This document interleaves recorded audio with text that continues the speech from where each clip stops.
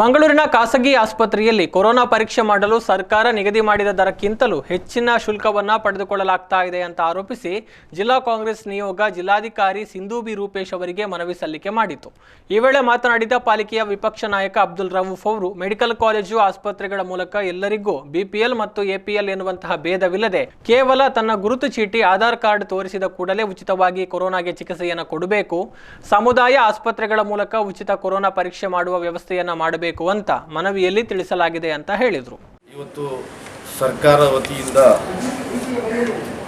ಈ Covid ಪೇಷಂಟ್ಗಳಿಗೆ positive ಬಂದಾಗ ಅವರಿಗೆ ಅಡ್ಮಿಟ್ ಆದರೆ ಅವರಿಗೆ ಒಂದು ಪ್ಯಾಕೇಜ್ಗಳನ್ನು ಸರ್ಕಾರ ನೇಮಿಸಿದೆ।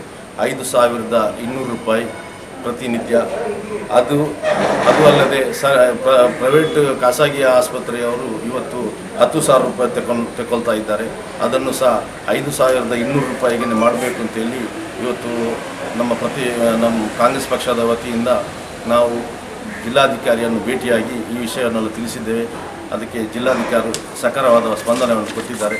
ನಾವು ಅದರ ಬಗ್ಗೆ ಚರ್ಚಿಸ್ತೇವೆ ಅಂತ ತಿಳಿಸಿದ್ದಾರೆ। ಕಾಂಗ್ರೆಸ್ ನಿಯೋಗದಲ್ಲಿ ಎಸ್ಸಿ ವಿನಯರಾಜ್, ಶಶಿಧರ್ ಹೆಗ್ಡೆ, ಭಾಸ್ಕರ ಮೊಯ್ಲಿ, ಅನಿಲ್ ಕುಮಾರ್ ಸೇರಿದಂತೆ ಇನ್ನಿತರರು ಉಪಸ್ಥಿತರಿದ್ದರು।